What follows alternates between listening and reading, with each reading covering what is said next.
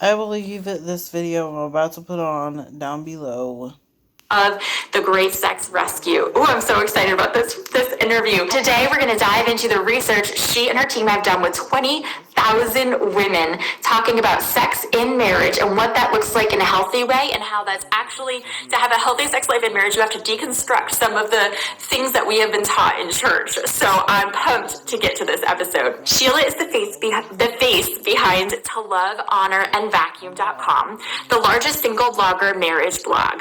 A sought-after speaker, she's also an award-winning author of 9 books, including The Good Girl's Guide to Great Sex and The Great Sex Rescue. And her podcast, Fair Marriage, has more than 5,000 downloads a week. She and her husband, Keith, live in Belleville, Ontario in Canada. So I'm so excited for you to hear Shiela's interview today. Let's get right to it. Shiela, thank you so much for joining us today. I am so excited to have you on the podcast. Well, it's great to be here. I'm sure we're going to have a fun chat. I'm so excited. I have to tell you, my husband and I ordered your book. So I got your book. We had friends over the same night that it arrived, and I hadn't even picked it up, and they had already read the first 3 chapters and ordered it for themselves. So many of my friends are ordering this book, The Great Sex Rescue. It's amazing. All my viewers and listeners, you should order it too.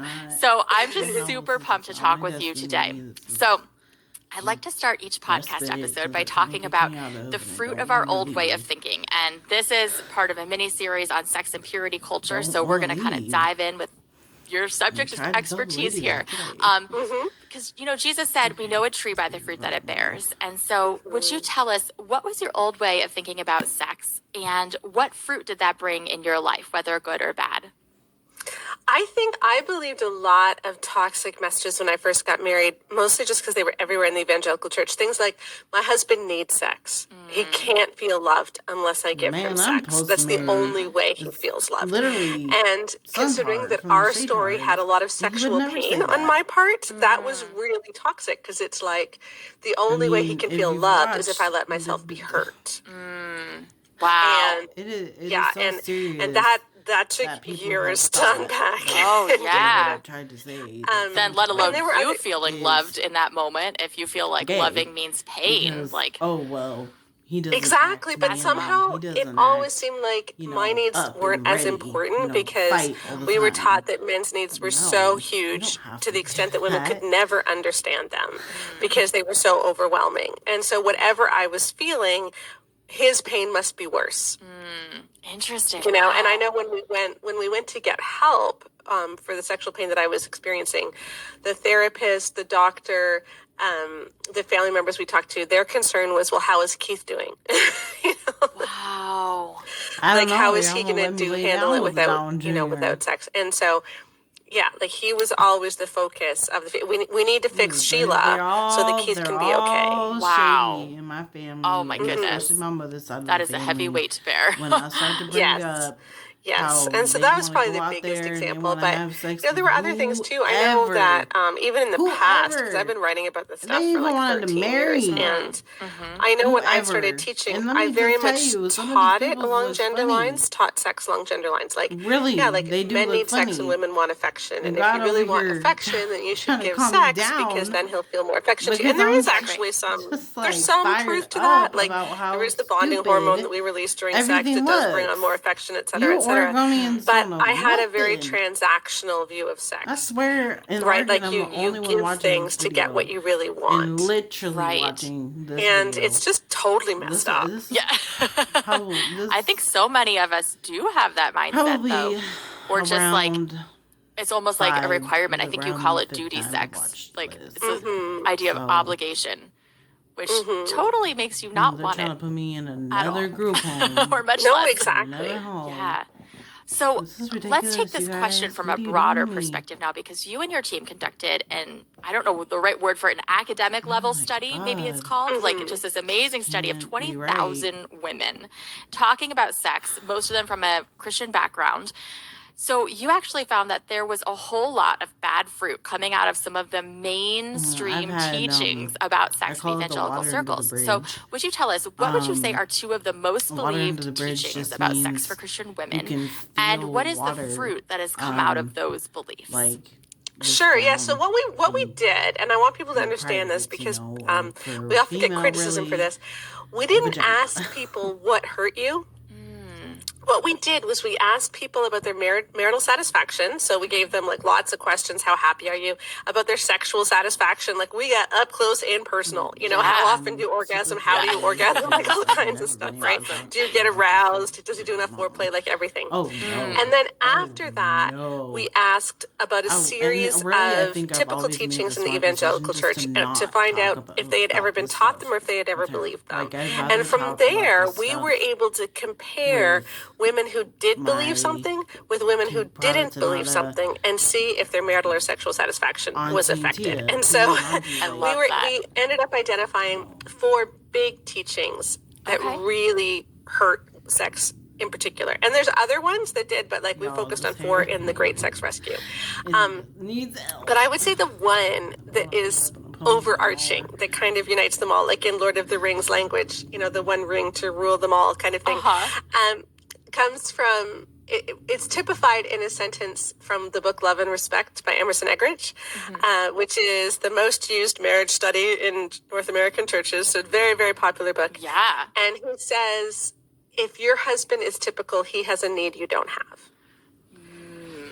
So it's this really idea that sex is for men. It's not for women. Pretty much. And in Love and Respect's chapter on sex, there isn't a single word I can tell you about the fact that women can feel pleasure too. I actually do. And not a single word. It's all about how men need physical release, and they're going to come under satanic attack if they don't get it. He just is Oh my goodness. want it more than And that's just like, dude, it just misses it for the men too. Like there's so much more to it. Yeah. Stars and they have Wow, that's I know, it's bizarre. So would you say, how did you see that affect Mayans women probably, in their marriages and their sex lives? You know, in your study, you said you saw the comparisons between beliefs and overall satisfaction. And find meaning. And, well, let me give you 2 examples. There's one that we studied that said boys will push your sexual boundaries, and we called that the gatekeeper message. And we were looking at what happens when teenage girls believe this and are taught it. I and totally this is believe that. widely taught, Yeah. right? Boys are going to push your boundaries. You need to be the gatekeeper. You need to put the brakes on. Shanti Feldon, for instance, in her book For Young Women Only, she had a survey question where she asked boys this, and I don't, this number that I'm about to give you is not actually accurate, okay? Because her survey question was messed up and her answers were messed up. Okay. So, good to know. So I'm not saying this is true, but what she concluded from her survey is that 82% of boys feel little ability and little responsibility to stop in a makeout situation. So if you want to stop, it's better to not even start. That's definitely rape believe language. That. Yes. That is rape language. Excuse me? I know. Like he has he feels little responsibility to stop. Like, oh my goodness. And yet this is what we're teaching girls. And what we found is that when girls believed this, their chance of getting aroused or reaching orgasm really fell. And this is funny because chapter 4, it really focuses on this teaching. And it was the one chapter we weren't actually planning on writing. Wow. We didn't realize this was a thing. Wow. Until we started doing our focus group interviews, and it kept coming up again and again. Women talking about how they had spent their teenage years and their engaged years trying so hard to make sure that he didn't get too turned on, that they taught themselves how not to inhabit their bodies. Except wow. For how truly so sexy. One woman said, it's like we would be making out and I felt like I was outside of myself judging what was going on. So I'd be saying, is it getting too excited yet? Do I have to stop it yet? Like, am I doing this right? How's he feeling? So they weren't actually experiencing anything. They were teaching themselves to try to figure out what he was experiencing. Oh my goodness. You know, and then you get married and you have no idea what arousal feels like. You have no idea how to just calm down and inhabit your body. And I'm not arguing that we should all like tell teens they need to make out and have fun. I do think that we need to talk about this in a very different way. And that's what we try to do at the end of each chapter is just give new ways to talk about this. So you don't need to tell teenagers boys will push your sexual boundaries. What you can do is say to all teenagers, it's normal to want to have sex. It is normal to have sexual feelings, but you need to set boundaries of how far you want to go, and you need to make a plan on how you're going to stick to your boundaries. But even more importantly, you need to honor the boundaries of the person you're with. Yes. And if the person you're with doesn't honor your boundaries, that's a red flag that the relationship's not safe. And if we say stuff like that, we teach people how to see red flags. Yeah, that's so true. I remember when my husband and I were dating, and I remember him being the one who put the brakes on. Natalie, girl, I love you. This is my microphone. I'm interviewing Miss Sheila. I'm going to have you go play with Goma, okay? My girls are, for all my viewers, my girls are a little sick today. Do you want to come up and say hi? Hi, this is Natalie. Hello. This is Miss Sheila. So cute. So to see when my husband and I were dating, I remember like him being the one who would put the brakes on a lot of the time, and I was like, in reality, what is happening? Like, this is what a good guy does. You know what I mean? Like, it doesn't shirk responsibility, but he's like, I want to honor God. I want to honor you. And it really freed me up to just, like you said, be in the moment and like be present in the experience. And I think that's definitely played a role in our marriage as well. I honestly was like positive. waiting for her. Yeah, so that's one. The most harmful message that we found was what we called the obligation sex message that we've already touched on. But it's this idea that a wife is obligated to give her husband sex when he wants it. And about 43% of women in our survey reported being taught this before they were married, and 39% said that they entered marriage believing it. That's a so huge when he number. wants sex, when he wants sex, I'm obligated to give it. And that was a message that, so after we did the survey of 20,000 women, we also read the best-selling evangelical marriage and sex books. And so we were looking for some of these messages. And that obligation sex message is everywhere. Like Kevin Lehman in Sheet Music says, there's going to be times it's going to feel forced. You're going to want to push him off of you, but you need to do it because that's what you signed up for. Oh my gosh. These kinds of messages are everywhere. And when women believe the obligation sex message, their chance of experiencing sexual pain increases to almost the same extent as if they had been abused. Oh my goodness. What? It's almost the same statistical, like the confidence intervals, there's only 0.1% separating them. So it's very similar. And if you think about that, like this is one of the reasons I believe that Christian women have twice the rate of vaginismus as the general population. So vaginismus is a sexual pain disorder where the muscles in the vaginal wall contract, which makes penetration really painful, if not impossible. And we've known for like 50 years that Christian women suffer from this at way higher rates. Why has no one been talking about this until now? I'm glad you are. Like, going for 50 years and no one said anything? Yeah, well, in the literature, it's actually interesting because this is an aside, but our book, even though it's selling super well, the Christian establishment has largely ignored it, but the pelvic floor physiotherapists love it. And we're speaking at the physiotherapist convention in February in Texas. That is so cool. And we've got articles coming out in physiotherapy journals because until now they didn't know what it was about being religious that caused vaginismus, but we were able to identify several key things. It's not only the obligation sex message, but that's the biggest part of it. Oh my goodness. That is so cool. I think when like therapists and doctors are recommending your book, like you've hit the nail on the head. So that's so encouraging. Wow. Yeah, I think, can you kind of talk to us about this obligation sex idea? Where do you think this comes from in Christendom? And like, what is it that we think makes this biblical? And can you kind of like turn that on its head for us and tell us what it's really all about? Sure. Well, it comes from 1 Corinthians 7. That's what people often quote. And so I'll tell you what those verses say, and then I'll tell you why that interpretation's wrong. Love it. So starting from verse 3, going down into verse 5, it says, a husband must fulfill his marital duties to his wife, and likewise the wife to the husband. And a wife's body does not belong to her alone, but also to the husband. husband, just as a husband's body does not belong to him alone, but also to the wife. And do not deprive each other except by mutual consent and for a time, that you can devote yourselves to prayer and fasting, but then come together again so that Satan won't tempt you for your lack of self-control.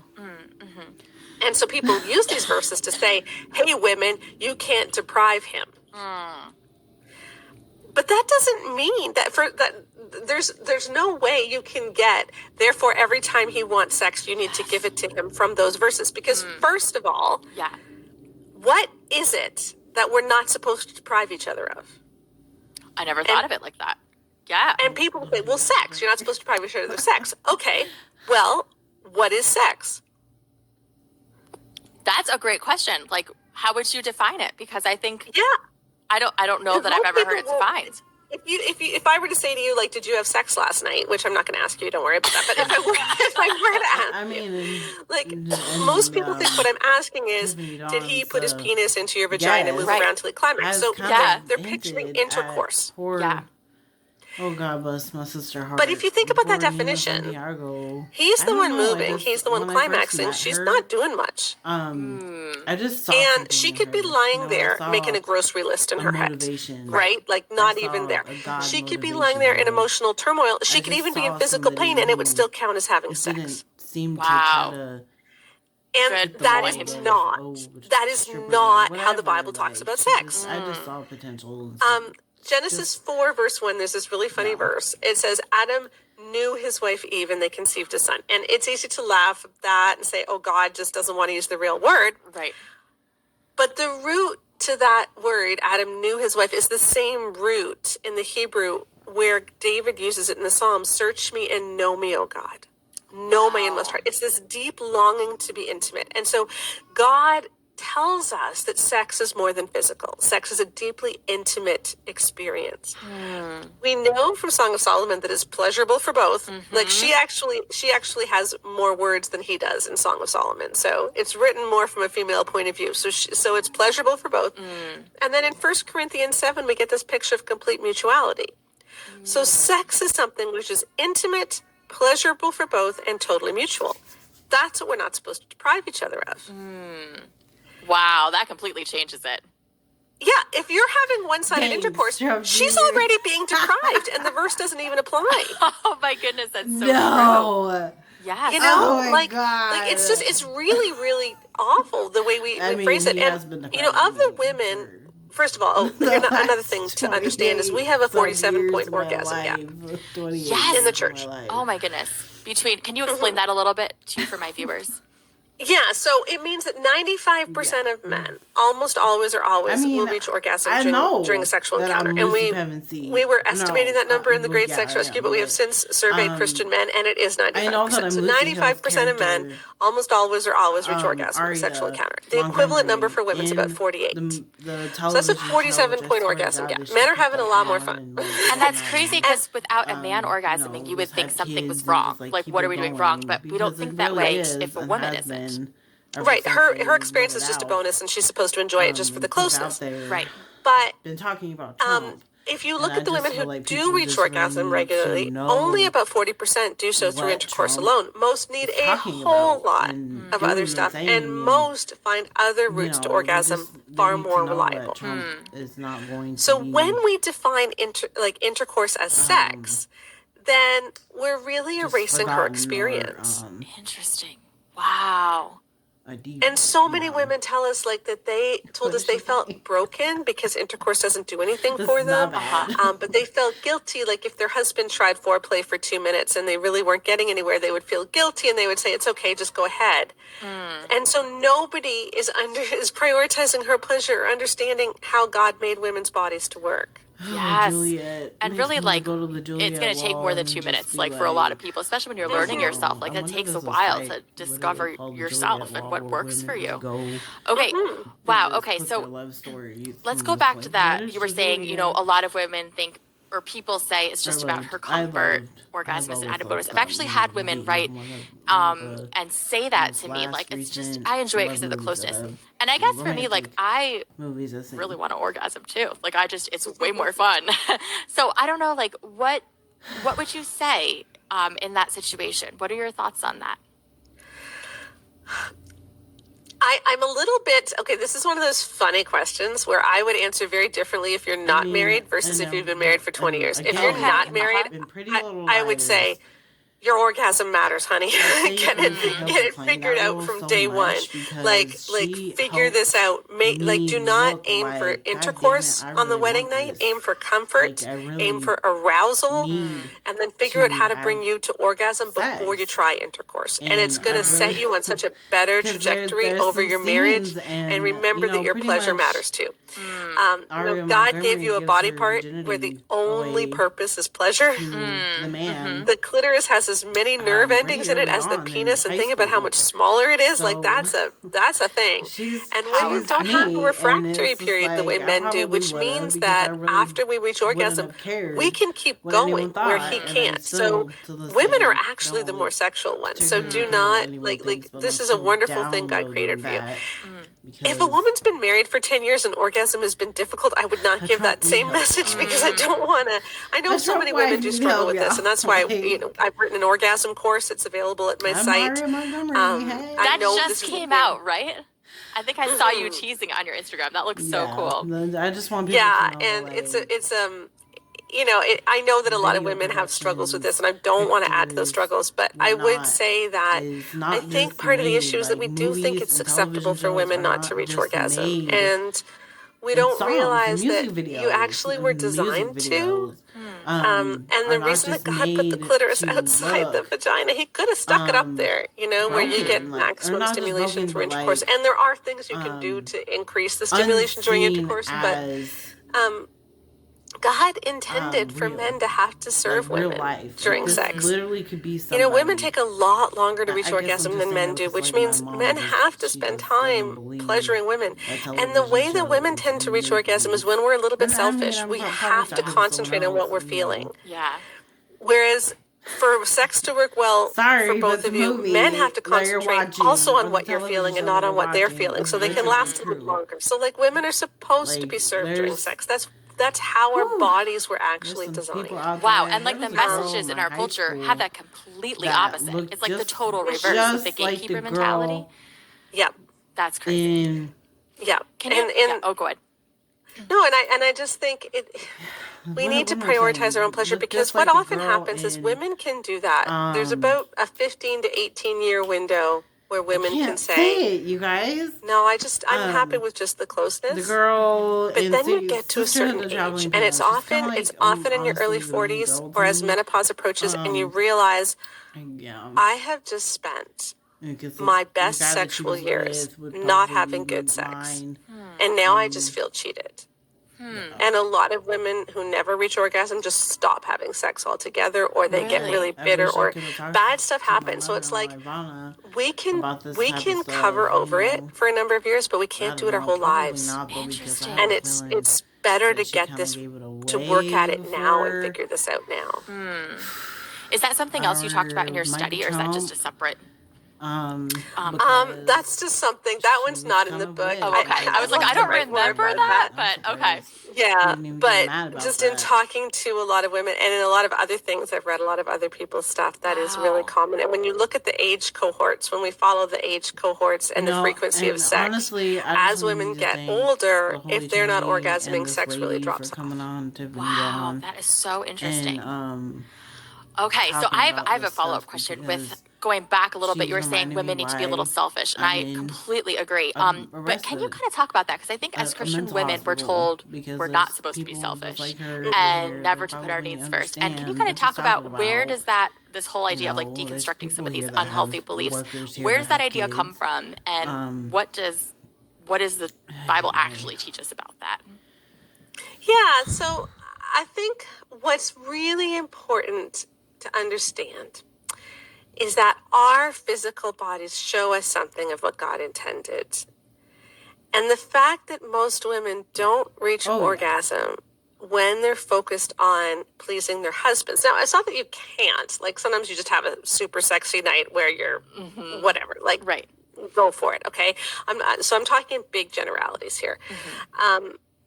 But in general, for a woman to reach orgasm, she needs significant time where he is spending stimulating her in some way.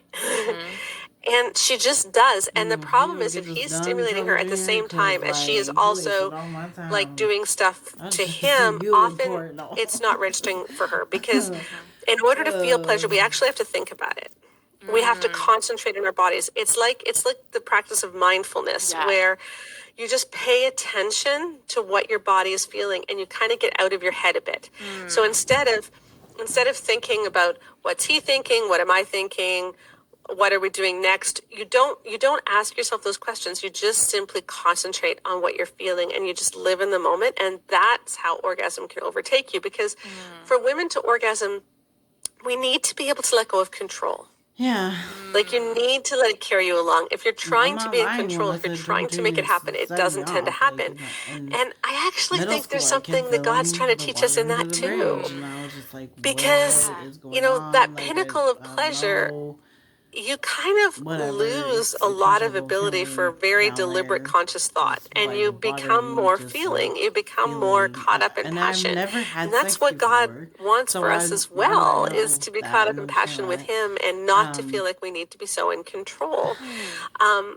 And so you need to be able to just inhabit your body and experience. And that's how God made us. And it He isn't used selfish I to used do to that, feel that water under the bridge. because he in only a needs lot about in 2 to middle 3 school. minutes to orgasm, and you probably And need I 14 to just 20.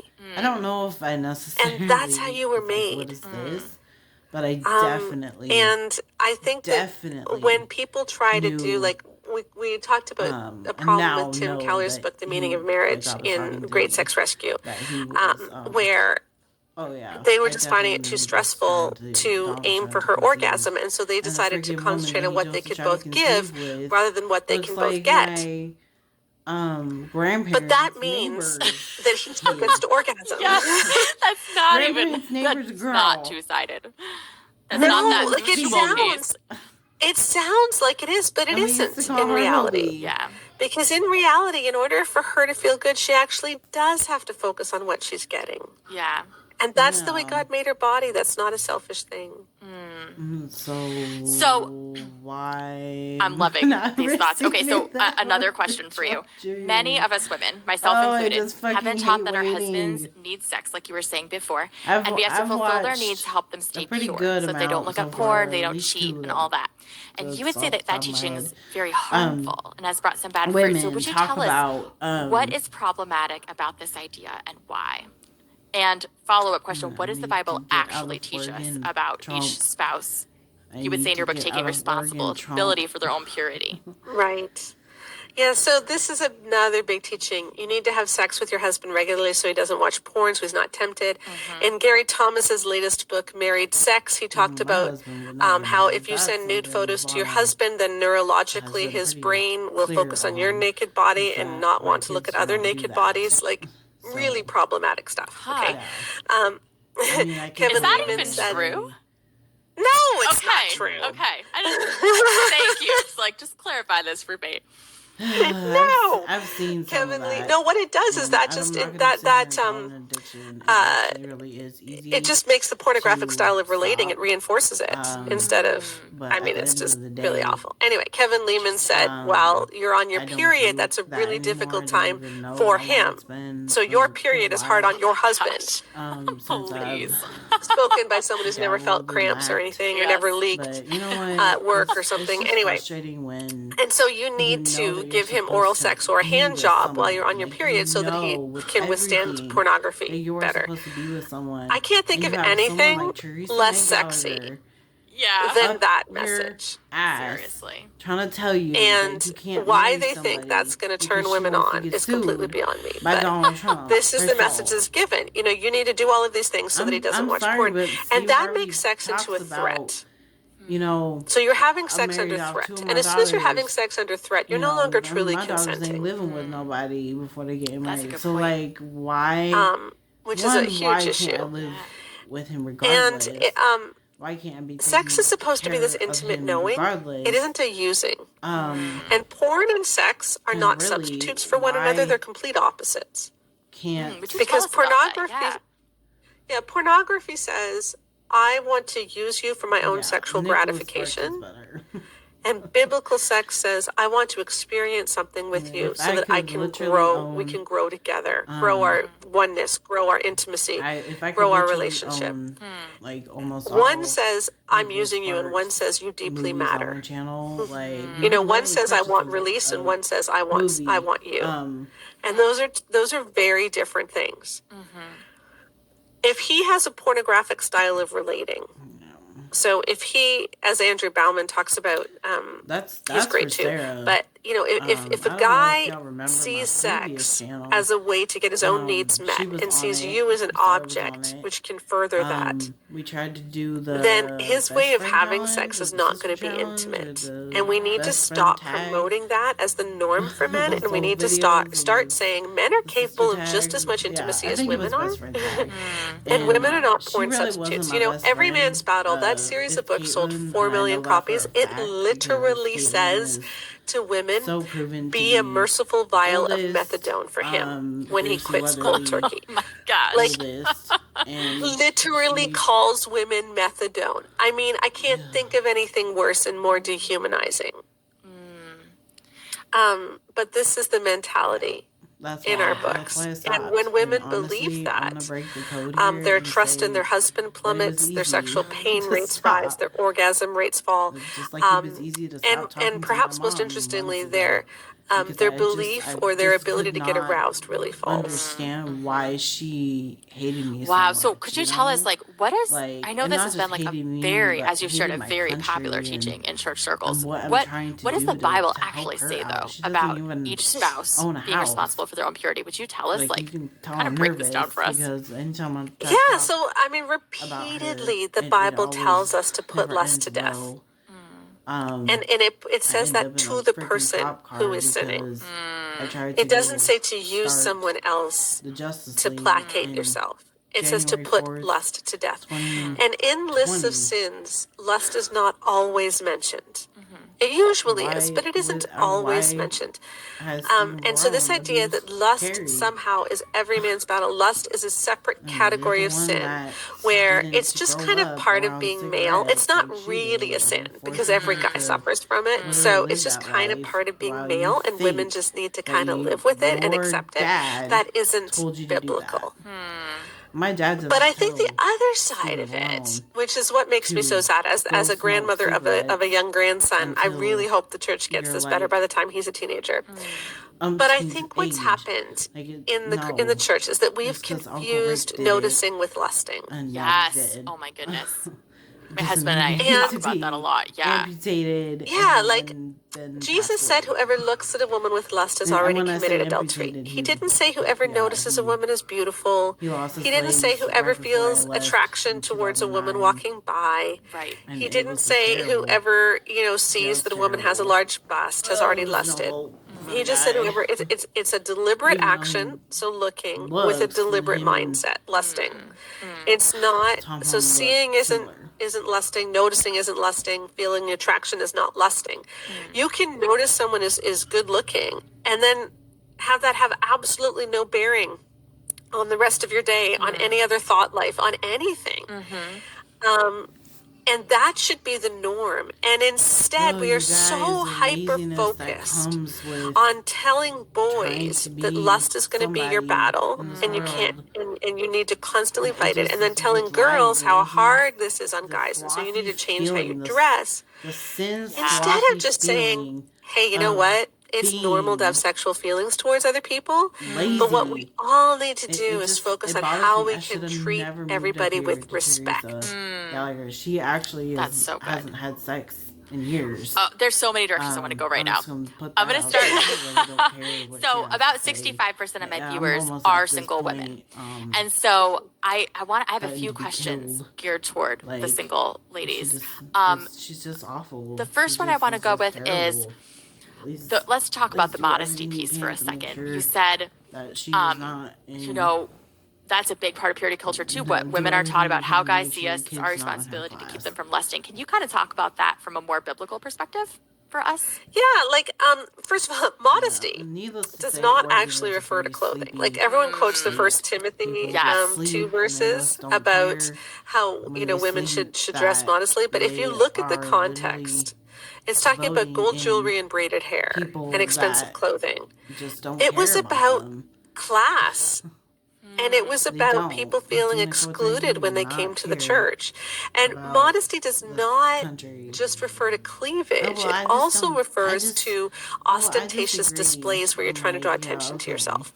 And so Paul is saying, hey, don't try to draw attention to When you go yourself. to the bathroom, Because there was a do you big actually class go problem in the to the church bathroom? Like, do where you poor actually people didn't feel make things comfortable and were feeling happen? Do excluded. business in the toilet? And there's also some Then debate on what do business braided hair meant in in those days and business. stuff like that. But he's just saying, look, like, When let's you're just a all be governor, you welcoming. do Let's dress so that we're welcoming to business people, so that people feel at in your ease. And I business. think that's a very good rule or guideline or whatever we want to follow on how we should approach how we dress. So much Is to let's be say. welcoming. Let's I put have people so at much to ease. say.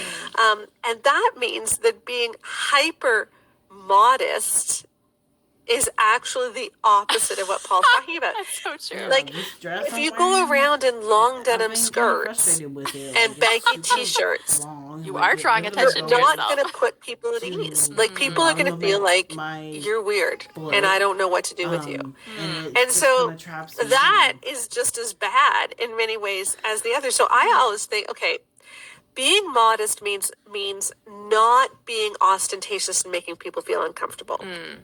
So that means I'm just going to look at what the current fashions are and I'm going to be somewhere in the middle. And I'm good. Yeah, my friend It's Sarah, not about who's number of Adrian inches that are Balon, showing, Right. below your collarbone or she, anything like that. It's just like I think this is so funny too. Like people who say, "Oh, women can't wear two-piece bathing suits to I youth can't groups," believe or that she had a you baby can't wear because leggings I or just whatever. supposed to Well, prove then what that, are like, guys